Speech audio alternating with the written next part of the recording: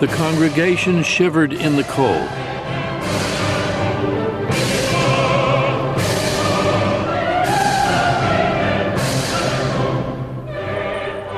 Notre Dame echoed with the sounds of 400 musicians and singers.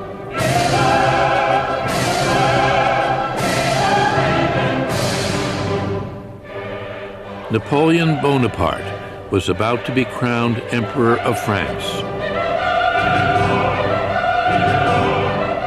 If I have any ambition, he said, it is so natural to me, so intimately linked with my existence, that it is like the blood that circulates in my veins.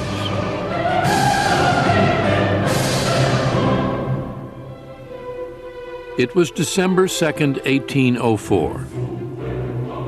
Napoleon was 35 years old. His faith in his guiding star had been justified. Riding the tide of revolution that shook all of Europe, the young lieutenant from Corsica had ascended to the rank of general, married the woman he loved, Josephine de Beauharnais, and with victory after victory on the battlefield, made himself the most powerful figure in France. There's this young Corsican bringing whole empires toppling, kings losing their thrones, causing this magical belief in him. An enormous presence, with a coil spring intensity, like a bomb about to go off when he entered the room. C'est une ambition en marche. He is ambition in motion. As time went by, he only had confidence in himself. He considered himself invincible.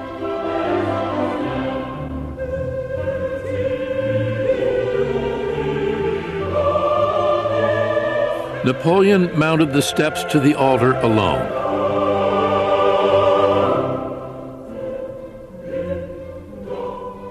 Seizing the crown in his own hands, he held it aloft. Then brought it to rest on his own head.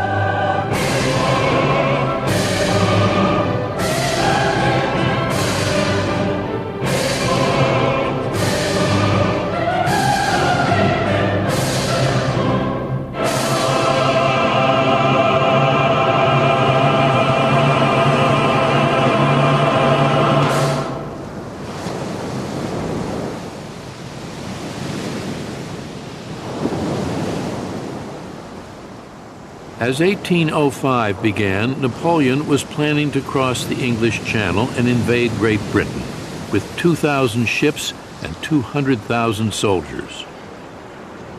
The French and British were at war once again, irreconcilable enemies struggling for dominance on the continent of Europe. I think Napoleon reckoned that if he got across the Channel, his chances would have been excellent, and he was probably right. We had no army, we had a pathetic army, and Napoleon seemed to be invincible. As he said, if I am master of the Channel for 6 hours, I will be master of the world.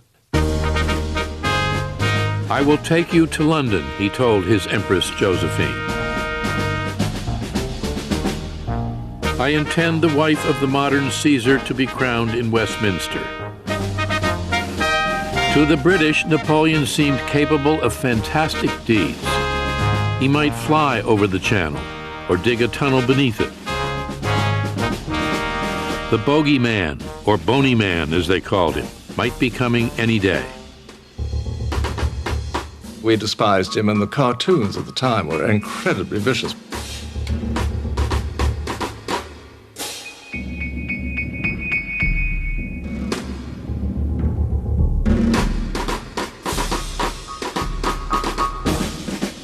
Napoleon was portrayed as a little Corsican upstart and Josephine as a tart.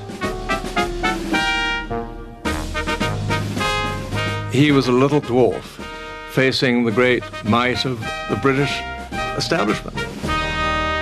On the other hand, mothers would tell their children at night, if you don't say your prayers, Boney will come and get you. But Napoleon needed ships to carry his men across the Channel, And his fleet was no match for the British, the most powerful maritime force in the world.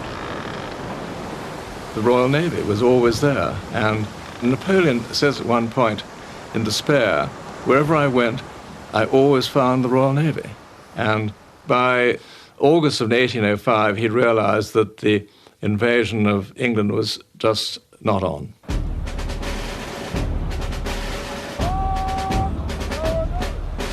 At the end of the summer, Napoleon paraded his soldiers along the Channel shore.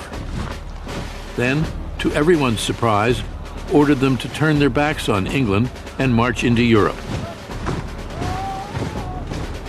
Austria and Russia had joined Britain in an alliance to destroy him. Already, tens of thousands of Russian soldiers were lumbering forward to unite with their Austrian allies. Napoleon had inherited the struggle begun over 10 years before, when revolutionary France faced off against the monarchs of Europe who were determined to crush the revolution before it spread. Napoleon inherited this extraordinary dynamism left over from the French Revolution. Everybody who had a crowned head, they thought, well, you know, what happened to Louis XVI might happen to him. Napoleon represents the revolution and the expansion of the revolution. Not only the territorial expansion, but the expansion of revolutionary ideas. Napoleon goes into Europe with his bayonets, but also with the civil code.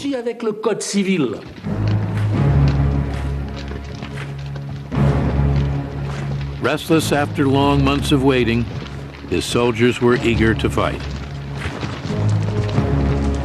They were superbly disciplined, hardened veterans of the wars in Italy and the Rhineland. Napoleon called them La Grande Armée, the Great Army. They were the most feared men on the continent. They could begin marching well before dawn, and with little rest continue until nightfall. The Emperor has discovered a new way of waging war, one soldier said. He makes use of our legs instead of our bayonets. Imagine yourself carrying between 40 and 60 pounds of rations and musket and cartridges. Most of them were farmers' boys. Grown up used to misery and walking and working from day to night. And these men would march something like 30 miles in a day. They'd march for 4 hours and stop, and then march another 3 or 4 hours and then stop again. And they would forage as they went. I mean, they wouldn't have to worry about these big supply trains behind them.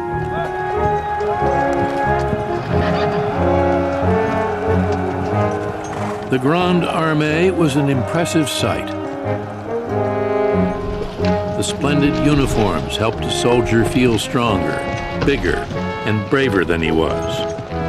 Made him forget the brutal facts of warfare. They would fight for riches, the glory of France, and devotion to their emperor. Once he said, "Who was the bravest man in this unit?" The officer said, "This man." He took the Legion of Honor off his own coat and stuck it on the soldier's uniform. Can you imagine how that would spread in the army? His soldiers idolized him, eager for just a few words of praise, or an even greater tribute, saved only for the bravest, an affectionate yank on the ear. He stood 5 feet 2 inches tall. With one hand thrust under his coat, he struck a pose common at the time and made it his own. Avec sa petite redingote et son chapeau. His little coat and hat were a kind of propaganda. Puisqu'il crée là un personnage. Because he created a simple character. Austere, but very recognizable. He appealed to the privates by wearing clothes like that. Here is a man who dresses like we do, like the soldier does, not like the generals and the marshals, but like us.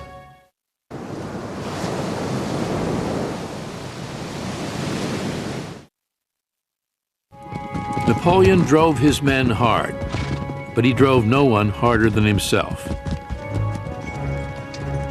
He could ride for 10 hours at a stretch, often eating lunch on horseback.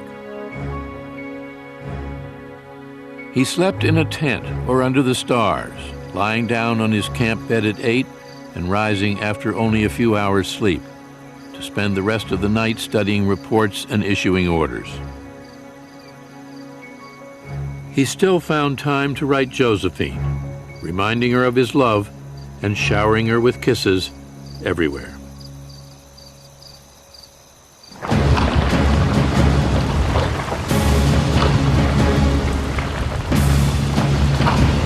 Summer turned to fall. Napoleon's soldiers marched deeper and deeper into Europe.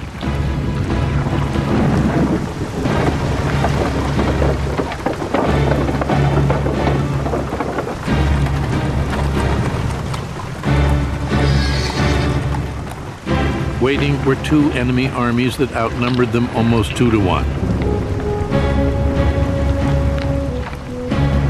The Russians and Austrians planned to defeat the French by sheer force of numbers. The Russians and the Austrians thought that they would lick him. They were quite convinced that once they got him in the center of Europe, they would finish him off. But Napoleon saw at once the flaw in the Allied strategy. Their forces were widely dispersed across the continent. By moving quickly, he could strike at the Austrians before the Russians arrived. Well, he will swing in across Germany and cut off the leading Austrian forces. His plan is just hit first, hit with massed forces, and catch these boys before they can all link up. In less than 6 weeks, the French reached the Danube, catching the Austrian army of General Karl Mack by surprise.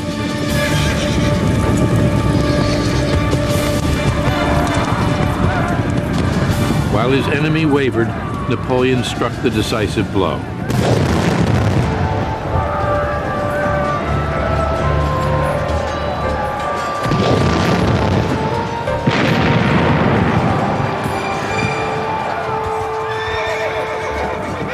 He comes down behind him, and any sensible general would have run. But the Austrian general there, Mack, decided he'd make a fight for it. And so he held his position. Napoleon just whipped his army around him and isolated him and forced him into surrender just in a matter of days.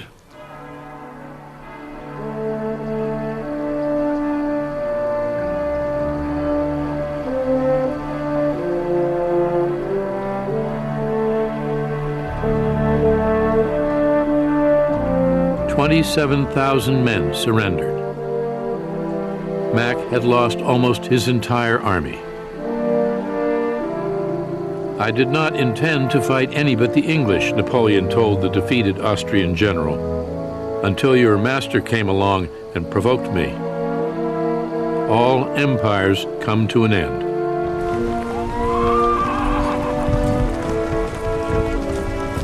Now, nothing stood between Napoleon and Vienna. "I have been rather overdone, my good Josephine. 8 days spent in soaking rain and with cold feet have told on me a little. But I have accomplished my object. I have destroyed the Austrian army by simply marching." Napoleon, having moved at this great speed, 200,000 men marching 500 miles in 40 days. So there he has already, he's defeated half the Austrian army.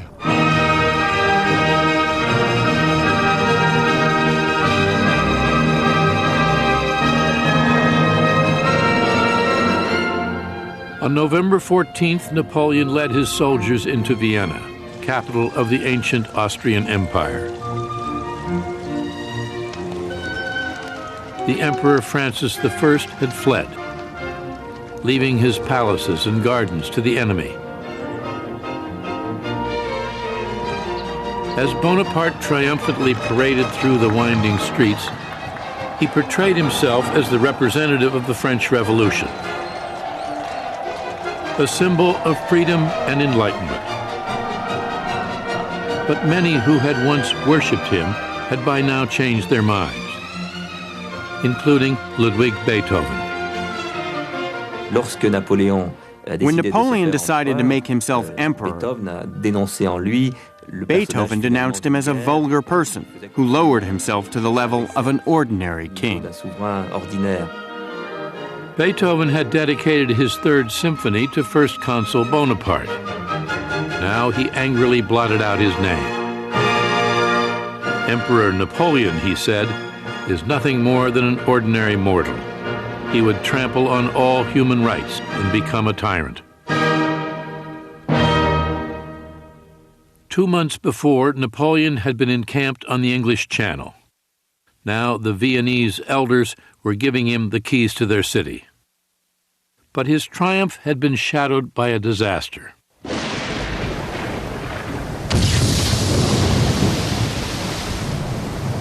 On October 21st, the British Admiral Horatio Nelson had caught a French fleet at Trafalgar and utterly destroyed it, at the cost of his own life. Great Britain had lost its greatest sailor. But never again would the French challenge the might of the British Navy. Napoleon no longer had a fleet he could count on, and now in December 1805, the Grand Army itself was in danger. Although Napoleon had crippled the Austrian army and driven the emperor from Vienna, his conquest threatened to become his undoing.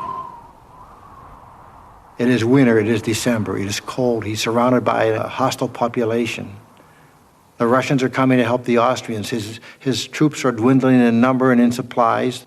He was almost 1,000 miles from Paris. All of Europe had become a deadly trap. He was deep in the center of the continent. Prussia was now threatening to declare war. And on November 22nd, the Russian and Austrian armies finally united in a single fighting force. 90,000 allies against 75,000 Frenchmen. You might say any sensible man would have stopped and perhaps done a deal with the Russians and the Austrians. He really had two choices, either to go back or go forward. Napoleon would never go back. So he thought, one more battle. As November drew to a close, Napoleon roamed the countryside, studied the battles of Frederick the Great, pored over maps. Then he pointed to a spot not far from the little village of Austerlitz.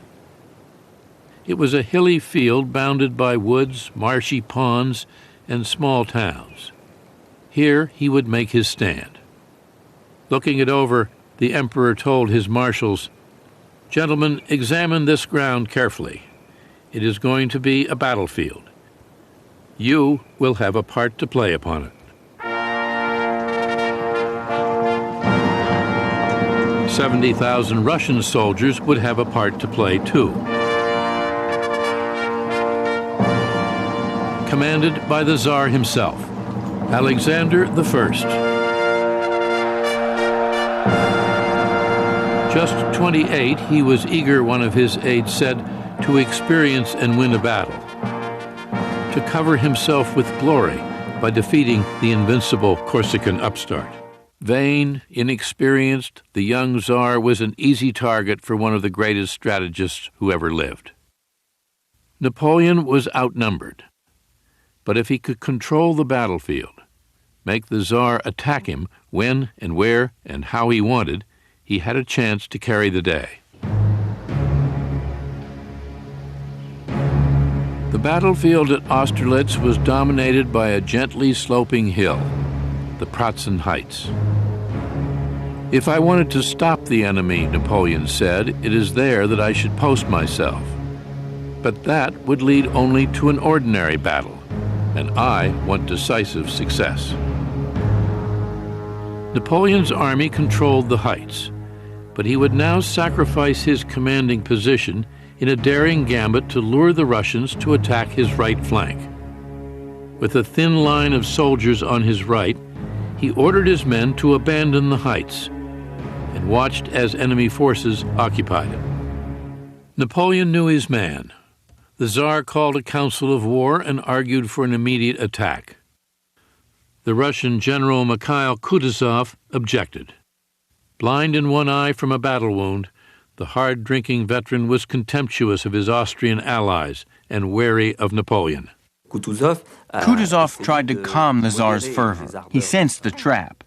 Perhaps he didn't understand the trap, but he felt it. He was an old fox.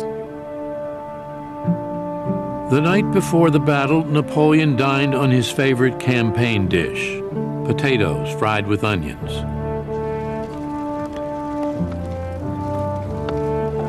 All across the French camp, his soldiers settled into their evening chores.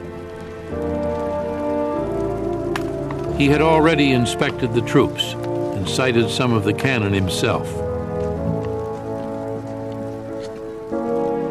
He appeared a model of optimism and confidence.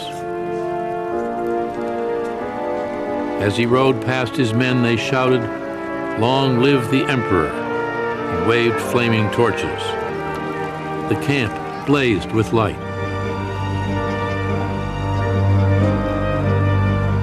It was December 2nd, 1805, the first anniversary of his coronation.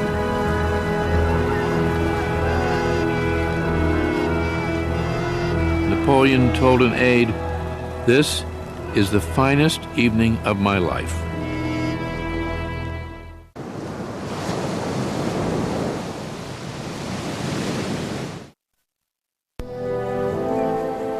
Daybreak came with an impenetrable fog. The top of the Pratzen Heights floated like an island above the sea of mist.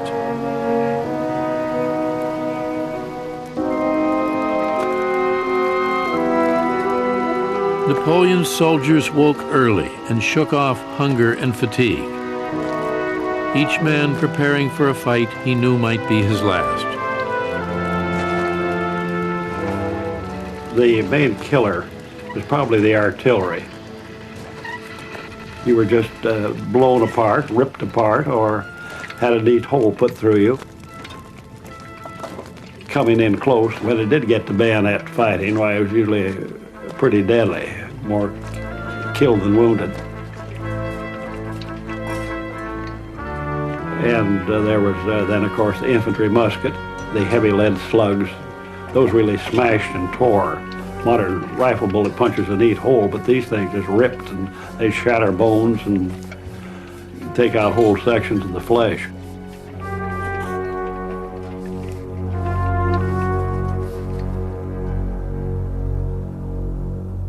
From his command post on the Pratzen Heights, the Tsar, eager for battle, ordered the Allies down off the high ground toward the far end of Napoleon's weak right flank, anchored in the little village of Telnitz.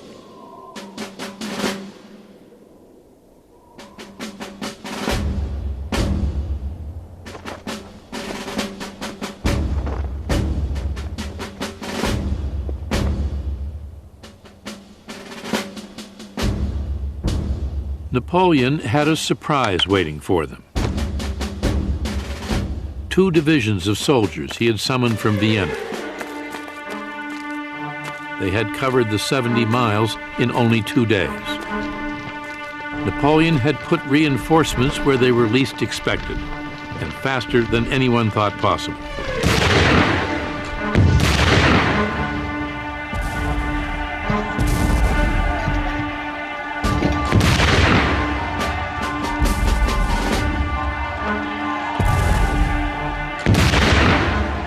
His troops, exhausted after their long march from Vienna, struggled to hold on. So far, Napoleon said, his enemy was behaving like they were conducting maneuvers on his orders. Napoleon had wanted the enemy to attack his weak right. He now had enough troops to defend it, more than enough for his own plan. An attack on the Pratzen Heights, which was left with few defenders.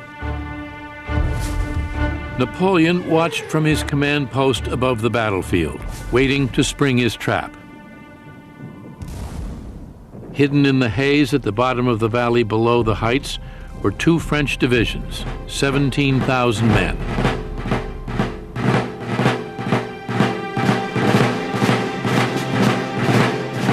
Napoleon gave the order to advance. One sharp blow, he said, and the war is over.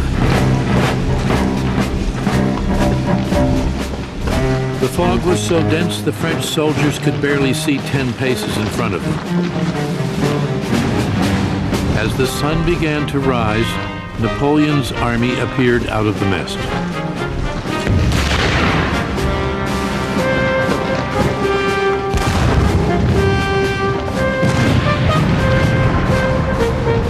On the top of the Pratzen, the Tsar watched the French materialize out of the valley. "They come out of a clear sky," he told an aide. "Your Majesty," his aide replied, "you should rather say they come from hell."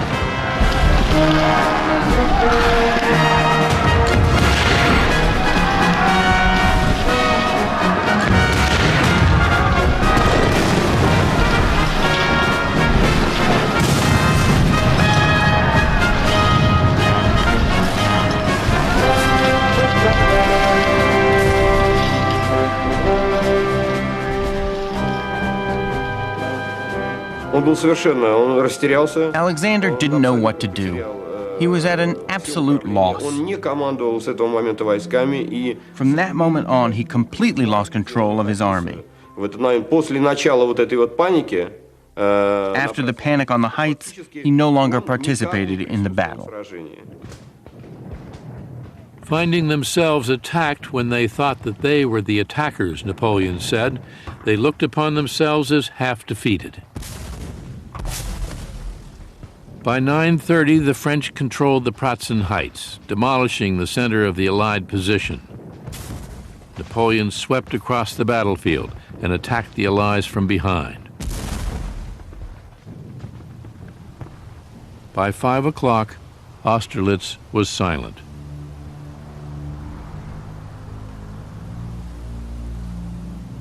"9,000 Frenchmen were killed or wounded, along with 16,000 Russians and Austrians."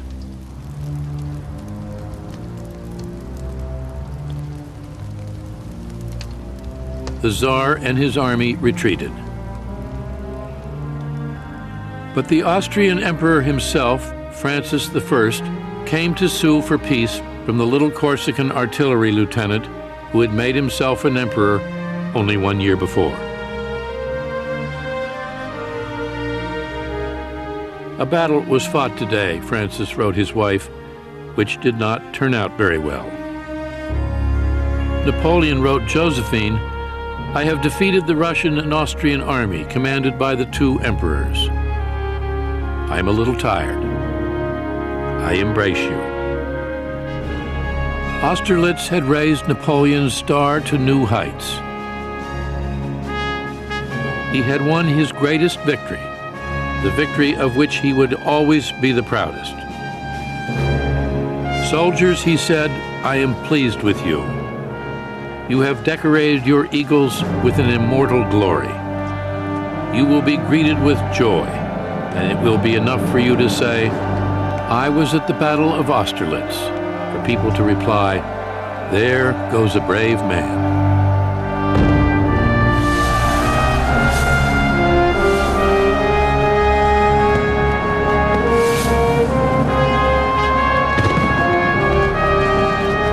In France, victory was cause for wild rejoicing. Peace seemed at last assured.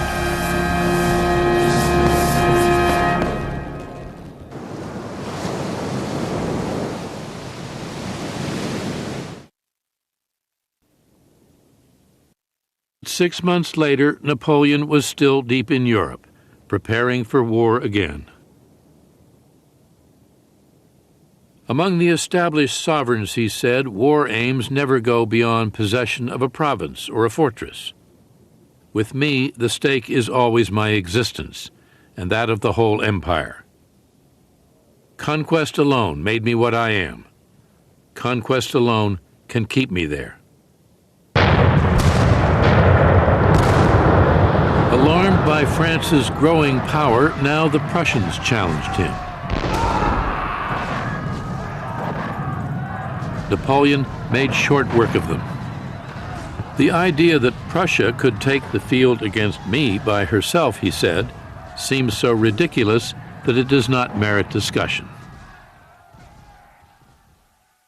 In less than 3 weeks, he brought the Prussians to their knees, taking 140,000 prisoners, leaving 25,000 dead or wounded. The might of the Prussian army had been entirely crushed.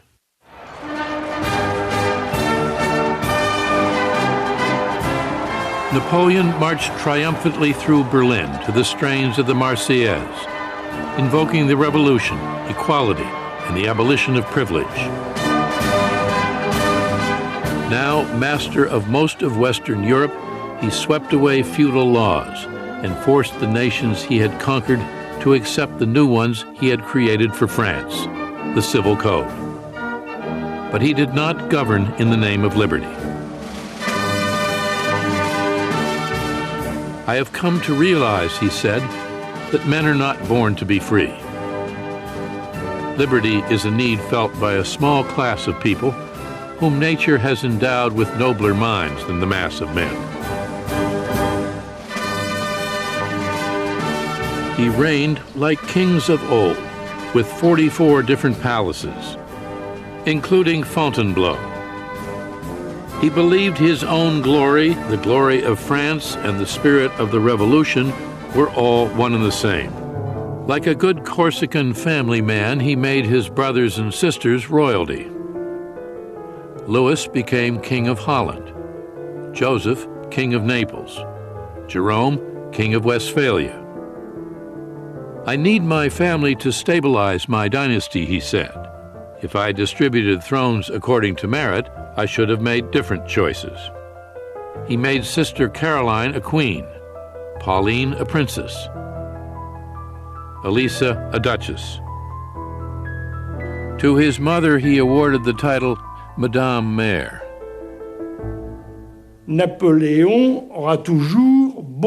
Napoleon always had a lot of respect for his mother. He always remained his mother's child, even when emperor. She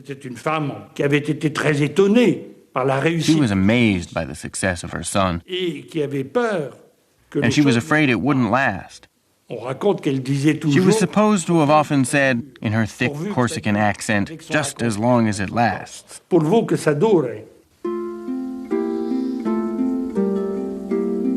While Napoleon spent long months on campaign far from France, Josephine passed the time at Malmaison.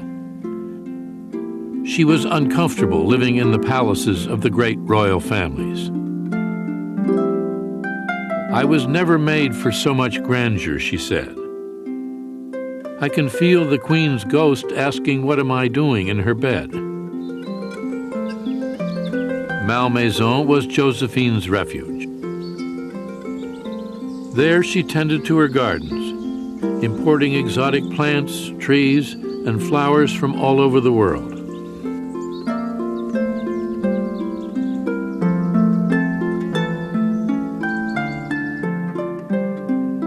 Although Napoleon was no longer the inexperienced youth, intoxicated by her erotic charms, he remained deeply attached to her.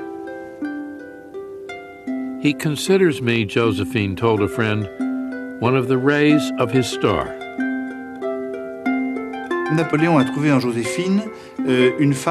Napoleon found in Josephine a woman who met all of his desires. She was an admirable empress. She complimented him.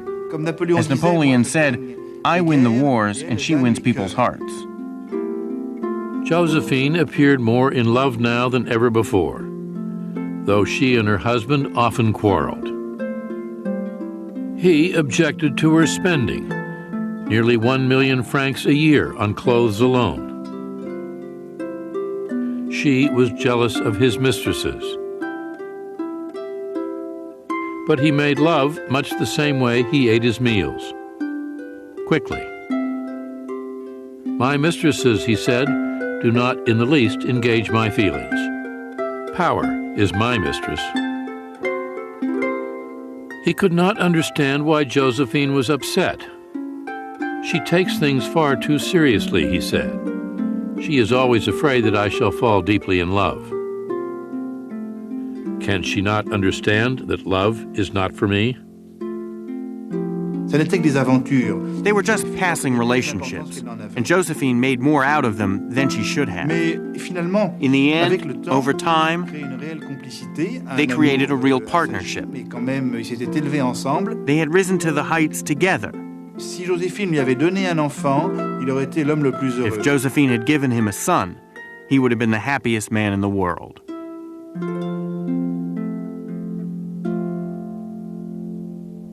As 1806 drew to a close, Napoleon was still at war.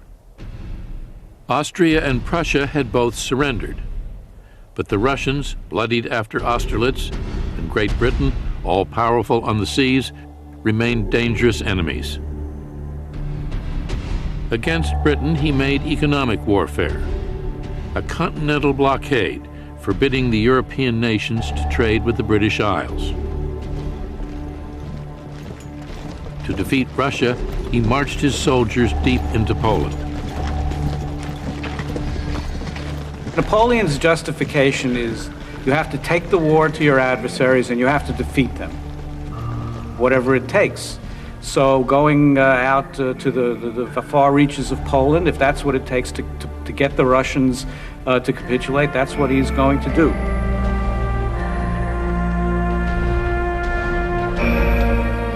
Napoleon was in Warsaw when he was stunned by the news of a surprise Russian attack.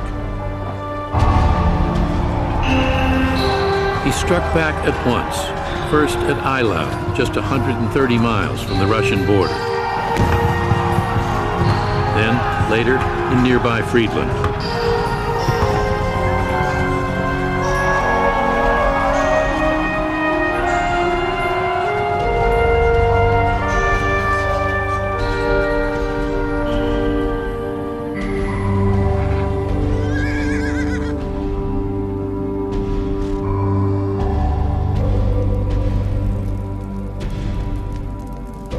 The carnage in both battles was terrible. 70,000 French and Russian soldiers killed or wounded.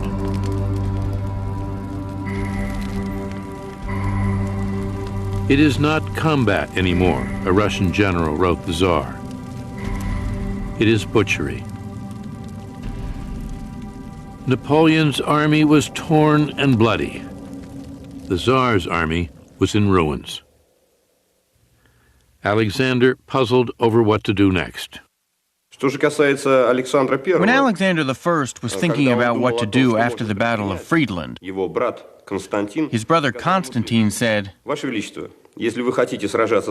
"Sire, if you are considering fighting the French, you might as well give each soldier a gun and let him put a bullet in his head. The result will be the same." On June 25, 1807, Alexander traveled to Tilsit on the western border of the Russian Empire to discuss peace with the Emperor of France. To signify their equal status, they met on a raft moored precisely in the center of the Niemen River, the boundary between Russia and Europe. When the Tsar met Napoleon, he had one goal in mind, to find a peaceful solution that would benefit him. And the first thing he said to Napoleon in French was, "Sir, I hate the English as much as you do." And Napoleon said, "Then we have made peace."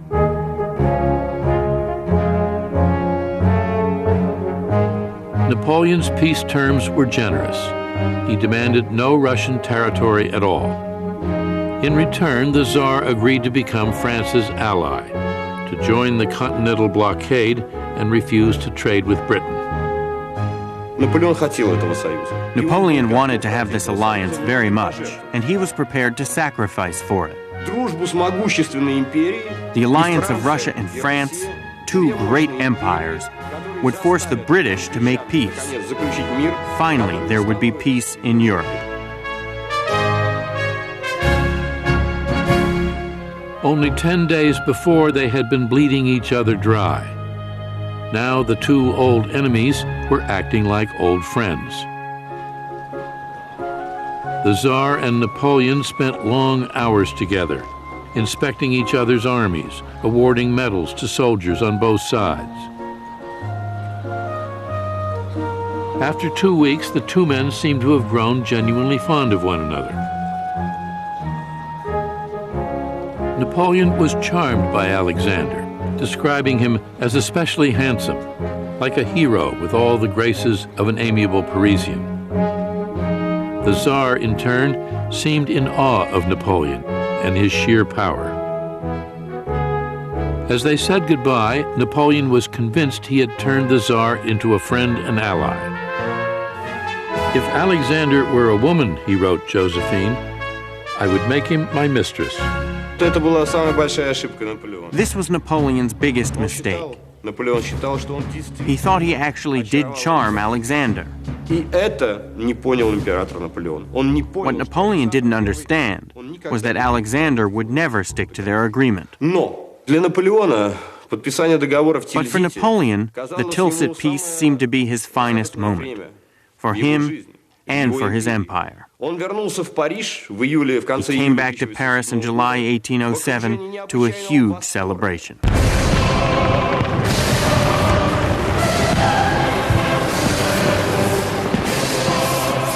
France rejoiced at the signing of the treaty between the two giant powers. Once again, peace in Europe seemed secure.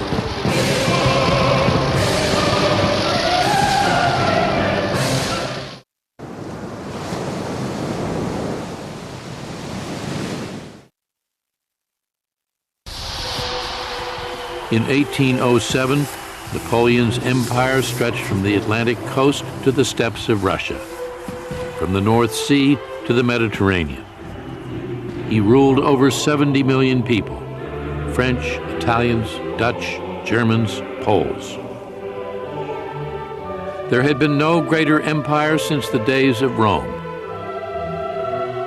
Flushed with the pride of power, he dreamed of uniting all of Europe under French rule. The defeat of Russia and Prussia was so spectacular. Napoleon was stunned by the success. He'd never visualized such success. And he began to think, my God, I can do anything.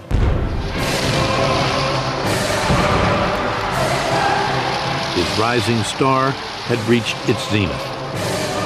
At that moment, he begins to believe that he is infallible. A superman, someone protected by destiny, his famous star. Il a le pouvoir complet sur l'Europe. He has complete power in Europe. Et sa fierté and his pride is very great, c'est lui le because this is a former little artillery lieutenant who has made it to the top. Ambition is never content, Napoleon once wrote, even on the summit of greatness. 38 years old, intoxicated with power, the ruler of almost all of Europe, he was bent on one more conquest. It was to be a fatal mistake.